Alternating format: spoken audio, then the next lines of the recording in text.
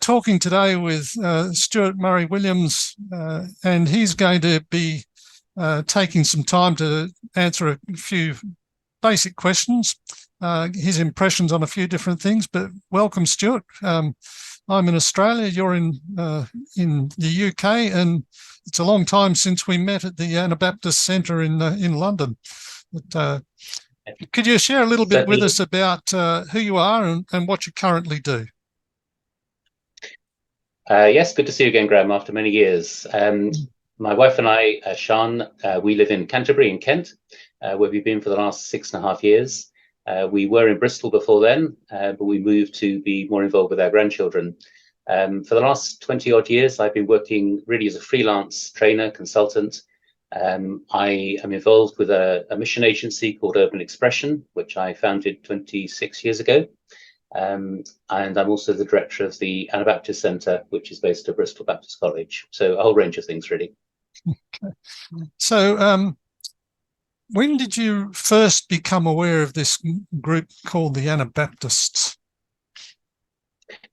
In the 1980s, I was a church planter in Tower Hamlets in East London, in an area that was riddled with violence and deprivation, racism, all kinds of social and ethical issues that I was encountering.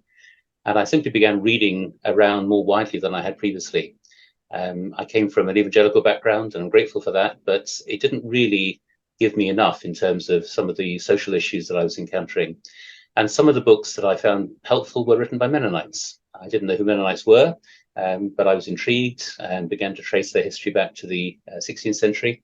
I've always had an interest in church history, so I read quite widely around that period and thought, the more I read, the more I thought, this is where I belong, really. This is the tradition that I want to identify with. Like many others in the UK over the years, the phrase that I used was coming home. It just felt like a homecoming to a tradition that I hadn't grown up in, but I really wanted to identify with. And a couple of years later, was introduced to the London Mennonite Centre and to Alan and Eleanor Crider, who were then the directors. So I met with real live Anabaptists rather than just historical examples. And that became a very significant conversation and friendship. Yeah, incredible couple. They're most gracious of all people that I've ever come across. So what do you understand by this term Anabaptist or term Anabaptism? Well, the term, as you know, originally was a term of insult, of accusation, used by both Protestants and Catholics in the 16th century, because the Anabaptists dared to rebaptize those who'd been christened as infants.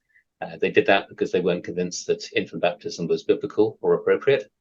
So Anabaptist just means rebaptize, but it wasn't the term they used for themselves.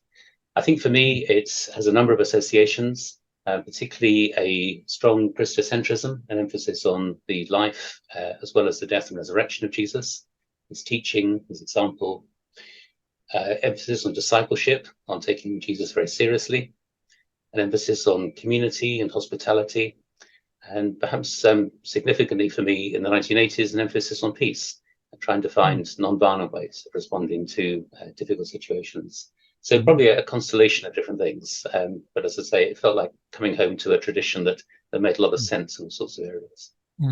So a whole series of things attracted you to explore Anabaptist theology and praxis, I guess. Was there any one specific thing that attracted you to include in your studies of Anabaptism? When I finished what I was doing at Tower Hamlets, I was there for 12 years, thoroughly enjoyed it, but also quite weary at the end of that period. Decided to take the opportunity of doing some postgraduate study, and Anabaptism was an obvious area to explore, given my interest. I wasn't quite sure what I wanted to look at initially. What emerged was a focus on Anabaptist hermeneutics. What intrigued me was that the Anabaptists agreed with the reformers about the authority of Scripture, but disagreed passionately about what it actually meant. So there's something about the way they read it and interpreted it that was clearly significant. So yeah, I spent my PhD research period looking at that, and just becoming increasingly convinced that the Anabaptist way of approaching Scripture had a lot going for it. Had its weaknesses, but all traditions do. But there was much about it that I really resonated with. So that in particular. And I guess also, having been involved in church planting, was interested in Anabaptism as a church planting movement that decided that it wasn't enough simply to try to reform existing structures, that they needed to do something fresh. And having been involved with church planters and pioneers for the last 40 years, I continue to draw on the Anabaptist tradition as a way of engaging with that. So there's still a lot of relevant principles that you've seen from the past, but maybe experienced out of the present, engaging with Mennonites and others? I think so. We are just here in the UK embarking on a new Anabaptist church planting initiative. It's not something we've done before. North American Mennonite missionaries in the UK did not want to plant churches. They wanted simply to be a resource to existing churches, to talk about peace and justice and discipleship and so on. And for many years, we simply followed their example and understood why they were doing that. But in a situation of significant church decline, many opportunities opening up for planting new churches, and in a post-Christendom environment where we think the Anabaptist tradition might have something helpful to say, we thought we'd give it a go. So this is only 2 or 3 years old. It's very recent, but we are now trying to plant some churches with explicitly Anabaptist practices and values. We will see how it goes. Yeah. Can I just pick up on the word post-Christendom, or that little phrase? It's significant for a lot of Anabaptist people. Excuse me. Could you elaborate a bit on that for me? I could elaborate quite a lot, having written on it quite extensively, but I'll try to keep it brief.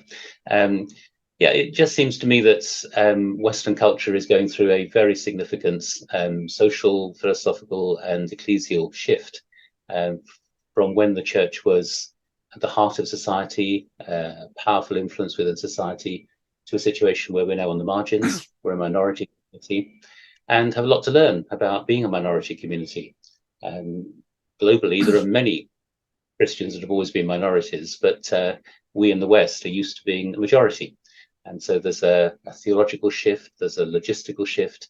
What does it mean to be an ex-majority minority? That's very interesting at the moment. And I think because the Anabaptists never really thought that Christendom was a good idea, they wanted to see church and state separate. They didn't perceive 16th century Europe as anything like as Christian as it was supposed to be. I think the tradition resonates with many people today. So it's all become a kind of Anabaptist code word, which needs to be interpreted, I think, for many other traditions. I think it's become increasingly familiar to many people, but I still find myself in situations where it's new, or at least it's providing people with a framework for changes that they sense but haven't quite been able to describe. So we find it quite a helpful label. Yeah, it's certainly a very interesting one, part of that whole process of shifting the dynamics of the words in a sense in people's heads. What does it mean to always have a seat at the table, as it were, expect to have a seat at the table, and then discover that that's no longer the case? It certainly creates some interest. Yeah, it does. Yeah. So why should Baptists be at all involved in commemorating this 500th year anniversary? Historians have argued for a long time about the link between the Anabaptist tradition and the Baptists, and I'm sure they will continue arguing about it. My perception is that the English Baptists owed quite a bit to the Continental Anabaptists, even if they're a bit reluctant to claim that in the light of the antagonism towards Anabaptism in the early 17th century. But I think many of the Baptist principles and practices do actually trace back to the Anabaptists. Not all. Baptists, by and large, haven't been a peace movement. Some have been interested in peace, but others haven't. But a commitment to religious liberty, which is important for Baptists, I think can be traced back to the Anabaptists, and some basic commitments to community, discipleship, following Jesus, the church as a local congregation with responsibility for its own life. All those things, I think, could be drawn back to the Anabaptists. But the term Anabaptist in 17th century England was really a bit of a swear word. And so many Baptists very clearly said, we are not Anabaptists, and differentiate. Yes, lots of English laws being passed about what to do with Anabaptists. Not a wise move to go and put your hand up for it at that stage. Absolutely. No, Henry VIII had been warned by the continental reformers, watch out for these Anabaptists, they're going to encroach upon your realm. I have heard it said that when Baptists want to be regarded as radical, they claim Anabaptist roots. When they want to be regarded as responsible, they claim Calvinist roots. So it depends who you claim as your ancestors, I guess. It is a bit, isn't it? Which side of the family tree might you want? Yeah. So for people who aren't at all familiar with Anabaptism, what would you recommend as an intro text to read or something like that? There are three books, I think, in particular that I'd recommend. One of them is by Canadian Mennonite historian Arnold Snyder, who has written a book called Following in the Footsteps of Christ, published a number of years ago now, but it's a contribution to a series on different traditions of spirituality. And I think it's an excellent introduction to the beliefs, the practices, the spirituality of Anabaptism. There's a smaller book by Palmer Becker, who's a North American Anabaptist, called Anabaptist Essentials, which is a very helpful handbook. And perhaps I can mention also my own book, The Naked Anabaptist, which came out a few years ago, which was an attempt to explore the core convictions of the Anabaptist Mennonite network here in the UK. So it's a contextualized form of Anabaptism, but those core convictions have been adopted by Anabaptists in other places as well. They seem to resonate with people in different situations. And the Naked Anabaptist is simply a way of trying to explore those. What do they mean in practice? So those three probably would be fairly simple reading, fairly basic introductions to Anabaptism. And you're the director of the Bristol Baptist Connection, is it? The Centre for Anabaptist Studies, which is based at Bristol Baptist College. A bit of a mouthful, really. So my wife Sian used to teach at Bristol Baptist College a few years ago, and I had a little bit of involvement there. When the London Mennonite Centre closed, the question was raised, what do we do with the library, which is fairly extensive? And the trustees of the London Mennonite Centre decided to gift it to Bristol Baptist College. They felt it really ought to be in a theological library somewhere, so it was more accessible. And as a result of that, the principal of Bristol Baptist College had a word with me and said, now we've got this resource, what about starting some kind of study centre? And the Centre for Anabaptist Studies emerged at that point as a postgraduate centre with a taught MA course and with research supervision for master's or PhD students. It's always been a small centre, and there isn't an enormous Anabaptist community in the UK, but we are providing both taught modules and postgraduate research supervision. So people could go online and find out about your taught modules. Could they do them via distance online?